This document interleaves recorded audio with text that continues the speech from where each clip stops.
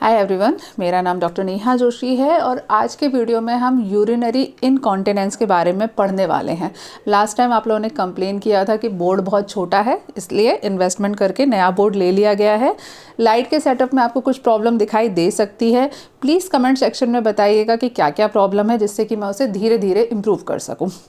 आज की वीडियो में हम पढ़ेंगे यूरिनरी इनकॉन्टिनेंस के बारे में। इसको समझ लीजिए है क्या। पहले मेल फीमेल दोनों में प्रॉब्लम होती है। पहले मैं बीमारी का नाम लिख रही हूँ, फिर जब लक्षण बताऊंगी तो आप लोगों को समझ में आएगा कि आप सबको, ज़्यादातर लोगों को 60-70% लोगों को ये प्रॉब्लम है। पहले देख लेते हैं प्रॉब्लम है क्या। यूरिनरी इनकॉन्टिनेंस, मुझे ऐसे बोर्ड पे थोड़ा लिखने में आदत नहीं है। आई होप आप लोगों को समझ में आ रहा हो। दिख रहा है वहाँ से यूरिनरी इनकॉन्टिनेंस। देखिए, यूरिनरी इनकॉन्टिनेंस का मतलब ये है, यूरिनरी मतलब पेशाब, इनकॉन्टिनेंस मतलब रोकने की क्षमता का ना होना। कई स्त्री और पुरुषों में पेशाब की अर्ज को कंट्रोल करने में समस्या पैदा होती है। मतलब अगर आपको पेशाब करने की इच्छा हो, सुसु जाने की इच्छा हो और आप उसे कंट्रोल नहीं कर पाएँ। नॉर्मली क्या होता है, जैसे ही कोई व्यक्ति 3-4 साल एज की ग्रुप से बड़ा होता है, जैसे बच्चे से थोड़े बड़े होते हैं, धीरे धीरे हम अपने पेशाब करने की अर्ज को कंट्रोल कर सकते हैं। उदाहरण के लिए, अगर आपको सुबह 8 बजे पेशाब जाने की इच्छा हुई, लेकिन उस समय पर आपकी कोई कंडीशन ऐसी है कि आप नहीं जा सकते, तब आपकी पेशाब छूटेगी नहीं, आप उसे कंट्रोल कर पाएंगे कुछ समय के लिए। मेरे डॉग ने मूवमेंट किया, इसलिए मेरे फेशियल एक्सप्रेशन चेंज हुए। वापस कंटिन्यू करते हैं। आप उस पेशाब करने की अपनी इच्छा को कंट्रोल कर पाएंगे। लेकिन कभी कभी ऐसा होता है कि कुछ लोग अपने पेशाब जाने की इच्छा को कंट्रोल नहीं कर पाते। यदि करते भी हैं तो उनकी ड्यूरेशन बहुत कम होती है। मतलब पेशाब की इतनी ज़्यादा इच्छा पैदा होती है कि वो छूट जाएगी, ऐसा महसूस होता है। इसे ही यूरिनरी इनकॉन्टिनेंस कहा जाता है। ठीक है, पेशाब करने की अर्ज को कंट्रोल करने में सक्षम नहीं होना या ज़्यादा लंबे समय तक पेशाब की अर्ज को कंट्रोल नहीं कर पाना यूरिनरी इनकॉन्टिनेंस कहलाता है। इसके मेनली 2 टाइप होते हैं। ये 2 प्रकार से हो सकता है। पहला प्रकार बहुत सिंपल है। पहला प्रकार जो मैंने अभी आपको लक्षण बताया कि आपको पेशाब जाने की इच्छा हुई, मन किया आपको पेशाब जाना है, लेकिन आप कंट्रोल नहीं कर पा रहे। ऐसा हो सकता है कि आप मार्केट में हो और आपको पेशाब करने की इच्छा हो, आप कंट्रोल नहीं कर पा रहे। घर पहुंचते पहुंचते तक हालत इतनी ख़राब हो गई, माथे पे पसीना निकल आया और ऐसा लगा कि अब रास्ते में छूट जाएगी। इतनी बुरी कंडीशन है कि आप रास्ते में गाड़ी में बैठे हो, ज़रा सा दचका लगा नहीं कि आपको ऐसा लगा कि अरे यार पेशाब छूटी पड़ रही है। तो ये कहलाती है पहली वाली, यूरिनरी इनकॉन्टिनेंस में। दूसरा टाइप थोड़ा ज़्यादा कॉमन होता है, उसको क्या बोलते हैं, पोस्ट वॉइडल। पोस्ट मतलब बाद में, वॉइड मतलब यूरिन, पेशाब जो हम पास करते हैं उस प्रोसीजर को वॉइड बोलते हैं। Post voidal incontinence. इसमें क्या हो रहा है कि पेशाब करने के बाद आप नॉर्मल तरीके से पेशाब करने के लिए गए, लेकिन उसके बाद में अगले 10-15-20 सेकंड तक 2-2, 3-3 थोड़ी थोड़ी बूंद करके यूरिन पास होती रहती है। कई बार यूरिन के जो दाग हैं वो आपके अंडरगारमेंट में लग जाते हैं। कई बार अगर ज़्यादा मात्रा में निकली तो आपके पैंट भी थोड़ा सा गीला महसूस हो सकता है। ये वाली ज़्यादा प्रॉब्लम कॉमन होती है और इसमें थोड़ी प्रॉब्लम ज़्यादा क्रिएट होती है। पेशेंट को हमेशा लगता रहेगा कि यार शायद यूरिन ढंग से पास नहीं हुई है। वो प्रेशर देके ज़बरदस्ती एक बार यूरिन पास करके आएगा और थोड़ी देर के बाद, 2 मिनट के बाद वापस सोचेगा कि मैं यूरिन पास कर आता हूँ। थोड़ी सी यूरिन है शायद जो कि ब्लैडर में रह गई है, अच्छे से पूरी तरीके से पास नहीं हुआ है, यूरिन पूरी तरीके से खाली नहीं हुई है। इस प्रकार की प्रॉब्लम महसूस होती है। ठीक है, ये वाली होती है पोस्ट वॉइड इनकॉन्टिनेंस। अब इन 2 बीमारियों को कारण क्या है, ट्रीटमेंट क्या है, हम इन सारी चीज़ों को आज समझेंगे कि कैसे आप इसको ठीक कर सकते हैं। कारण समझने के लिए पहले आपको यूरिन पास करने का जो प्रोसीजर है कि वास्तव में आपको यूरिन कैसे पास होती है, उसको आपको समझना पड़ेगा। उसके लिए क्या है, मैं आपको एक रफ यूरिनरी ब्लैडर का एक डायग्राम बनाती हूँ। सिंपल सा डायग्राम है, ज़्यादा हम डिटेल में नहीं जाएंगे। ये हो गया आपका ब्लैडर, दोनों साइड ये ब्लैडर है। ये हो गया नीचे वाला पार्ट यूरेथ्रा। ठीक है, यूरेथ्रा जिससे हम यूरिन पास करते हैं, ब्लैडर जिसमें यूरिन इकट्ठा रहता है, और ये ऊपर की साइड में से आते हैं यूरेटर। यूरेटर मतलब जो किडनी से यूरिन लेकर आते हैं। यहाँ से यूरिन एक एक बूंद करके ब्लैडर में इकट्ठा होता रहता है। यहाँ पर छोटे छोटे वॉल्व होते हैं, दरवाजे होते हैं, लेकिन उसको यहाँ ज़्यादा समझने की भी ज़रूरत नहीं है, इसलिए हम उसको छोड़ देते हैं। ये ऊपर की साइड होगा यूरेटर। यूरेटर का मतलब ये है कि किडनी से यूरिन एक एक बूंद करके इस ब्लैडर में इकट्ठा होता है। ठीक है, इस ब्लैडर में एक एक बूंद करके इकट्ठा होता है। 1 मिनट में अधिकतम 0.5 से लेके 5 ml तक का यूरिन इकट्ठा होता है। 0.5 से लेके 5 ml प्रति मिनट की रफ्तार से यूरिन इकट्ठा होता है। अभी 0.5 ml बहुत कम है, मतलब अगर आपने नॉर्मल अमाउंट में पानी पिया हुआ है, normal day to day life कर रहे हैं, तब 1 मिनट में 0.5 ml यूरिन का फॉर्मेशन यूरिनरी ब्लैडर के अंतर्गत हो रहा है। लेकिन अगर आपने 3-4 गिलास पानी पी लिया, कोल्ड ड्रिंक पी ली, चाय पी ली, या फिर ऐसी कोई भी एक्टिविटी या ऐसी कोई भी ड्रिंक आपने ले लिया जिसमें पानी का अमाउंट बहुत ज़्यादा था, तब ये रफ्तार थोड़ी ज़्यादा हो जाती है। हो सकता है आपको अगले 15-20 मिनट में यूरिन का मतलब प्रेशर आने लगे और पूरा आपका ब्लैडर फुल हो जाए, तब ये 5 ml प्रति मिनट की रफ्तार तक हो सकता है। तो इतना ये वैरी करता है। तो हर व्यक्ति में यूरिन की जो पास करने की इच्छा है ना, वो अलग अलग इंटरवल पे हो सकती है, इसीलिए ये बहुत बड़ा अमाउंट है, 0.5 से लेके 5 ml प्रति मिनट तक का। अब क्या हो रहा है यहाँ पर, हर लगातार ये जो प्रोसीजर है ना वो लगातार हो रहा है। ऐसे बूंद बूंद करके यूरिन इकट्ठी होती है, ज़रा सी एक छोटी सी बूंद, मतलब बहुत छोटी छोटी। ये रफ्तार एक ऐसी है ना कि जो चलती रहती है, बहुत छोटे छोटे तरीके से यूरिन आपकी इकट्ठी हो रही है। अब ये जो ब्लैडर है, इसकी जो कैपेसिटी होती है, इसको आप समझिए, ये हमेशा ध्यान रखिए, ये मैक्सिमम होती है 500 ml, मतलब एक बार में आधा लीटर तक पेशाब इसके अंतर्गत इकट्ठी हो सकती है, इतनी ज़्यादा कैपेसिटी होती है इसमें।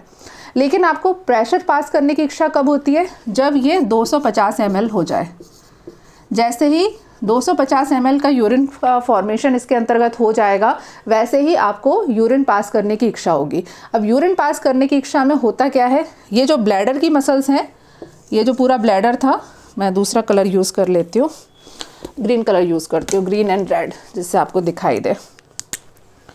ये इस साइड की जो मसल्स थी, ब्लैडर की मसल्स, इसमें कॉन्ट्रैक्शन आते हैं, ये अपने आप को प्रेस करती हैं, दबाती हैं, और दबाने की वजह से यहाँ पे एक छोटा सा वॉल्व होता है, वो वॉल्व खुलता है और यूरिन धीरे धीरे करके बाहर निकलती है।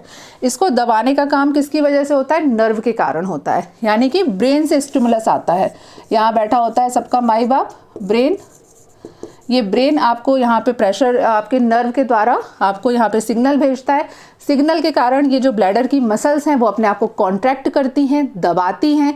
दबाने की वजह से यहाँ का ये जो वॉल्व है ये खुल जाता है, और खुलने की वजह से यूरिन आपकी बाहर निकल आती है। ठीक है, ये होता है यूरिन पास करने के प्रोसीजर के दौरान। अब अगर किसी व्यक्ति में ये तीनों फंक्शन में गड़बड़ी हो, यानी कि ब्रेन से आने वाले जो सिग्नल हैं वो गड़बड़ आ रहे हों, या फिर ये जो मसल्स हैं ये कमज़ोर हैं, ये प्रॉपर तरीके से ना ही प्रेशर लगा पाती हैं, ना ही प्रॉपर तरीके से यूरिन को होल्ड कर पाती हैं, या फिर ये जो दरवाज़ा था बीच का ये बहुत कमज़ोर है। इन 3 कंडीशन के कारण व्यक्ति को यूरिनरी इनकॉन्टिनेंस की प्रॉब्लम आ सकती है। यानी कि अगर ये दरवाज़ा बहुत कमज़ोर है, ये होल्ड ही नहीं कर पा रहा है, ये बंद ही नहीं रह पा रहा है, तो जैसे ही यूरिन यहाँ पे बनेगा धीरे धीरे करके पास भी होता रहेगा। एक तरीके से आपकी कोई टंकी है, उसका नल खुला हुआ है, तो क्या होगा, नल टंकी में जितना पानी इकट्ठा होगा उतना पानी नल से बाहर भी निकलता रहेगा। तो एक तो प्रॉब्लम ये हो सकती है कि ये जो दरवाज़ा है यहाँ का ये कमज़ोर है।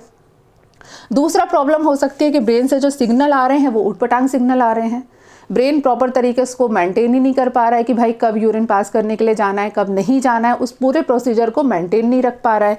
तीसरा, ये मसल्स यहाँ की कमज़ोर हैं, एक बार में पूरी यूरिन का प्रेशर ही नहीं लगा पा रही हैं, तो थोड़ा प्रेशर लगाया उतने में ही थक गई, थोड़ी देर के बाद फिर हल्का सा यूरिन का प्रेशर बना, फिर उनको अर्ज आ गई कि अब इसको दोबारा पास करना है। मतलब कि 250 ml तक जो उनको होल्ड करना चाहिए था, उतनी उनके अंदर कैपेसिटी ही नहीं है कि वो उसको होल्ड कर पाएँ। तो क्या होता है कि जैसे ही थोड़ा सा यूरिन बना, 100 ml का भी यूरिन बन गया, उन्होंने बोल दिया कि भैया इसको पास करो, हमारे पास ताकत नहीं है, हम कमज़ोर है, हम नहीं होल्ड कर पाएंगे इतना। तो वो क्या करती है, 100 ml पे आपको अर्ज देने लगती है कि भैया इसको पास करो, निकालो, हमारे पास ताकत नहीं है। तो ऐसे में क्या व्यक्ति को डेवलप होता है, यूरिनरी इनकॉन्टिनेंस होता है, यानी कि आपको बार बार पेशाब करने की इच्छा होती है।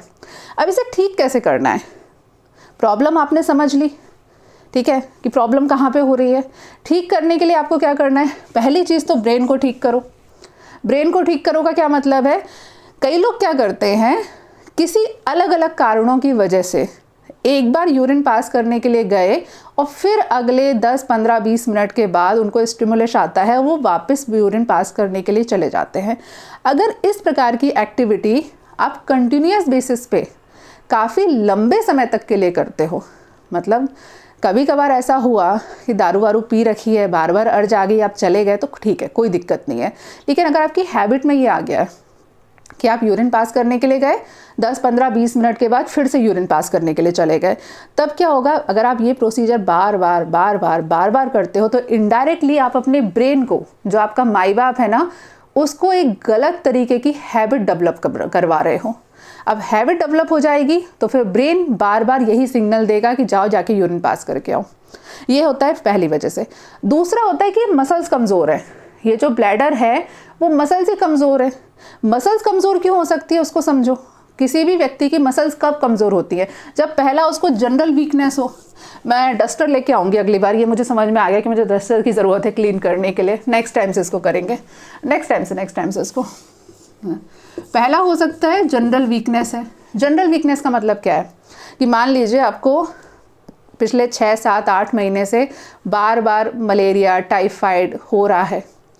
अब बार बार आपको मलेरिया हो गया, टाइफाइड हो गया, या और कोई भी फीवर बार बार आ रहे हैं, या कोई भी प्रॉब्लम हो रही है, IBS की प्रॉब्लम पिछले 6 महीने से हो रही है, तो अल्टीमेटली क्या होगा कि आपकी बॉडी के अंदर मिनरल्स की, विटामिन्स की एक नेचुरल कमी डेवलप हो जाएगी। अगर आप काफ़ी लंबे समय से बीमार हैं तो क्या होगा, धीरे धीरे आपकी जनरल हेल्थ कमज़ोर हो जाएगी। अब जब जनरल हेल्थ कमज़ोर होगी तब उस कंडीशन में आपको ऑब्वियसली, अगर जनरल हेल्थ कमज़ोर है तो बॉडी की सारी मसल्स कमज़ोर होने वाली हैं, तो ये मसल्स भी कमज़ोर हो जाएगी।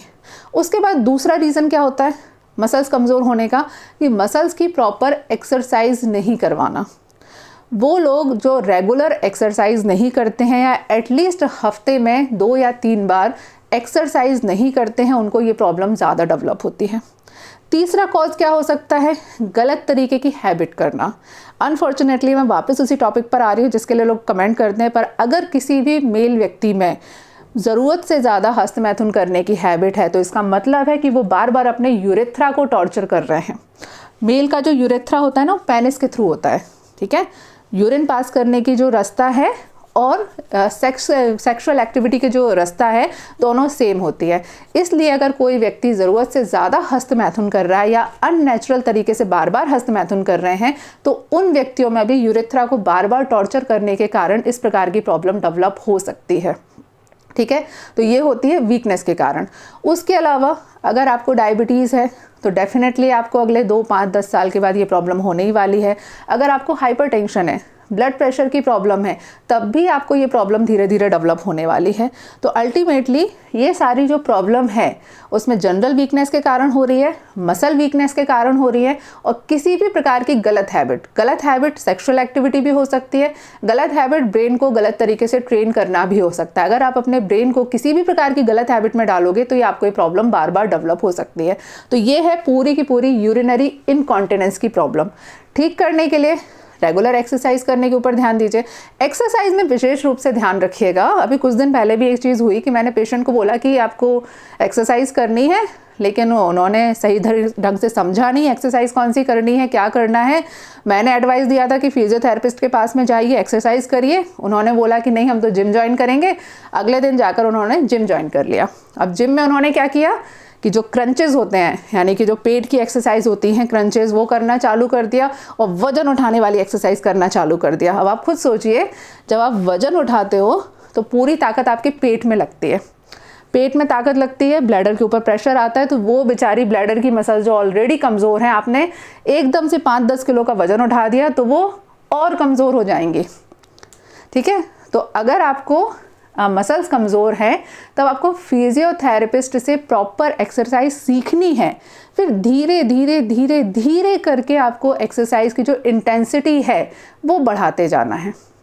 ये गलती नहीं करनी है कि प्रॉब्लम अभी से है आपको और आप अचानक से हैवी वेट लिफ्टिंग वाली एक्सरसाइज करने लगो तो आपकी प्रॉब्लम कम होने की बजाय उल्टा और ज़्यादा बुरी हो जाएगी।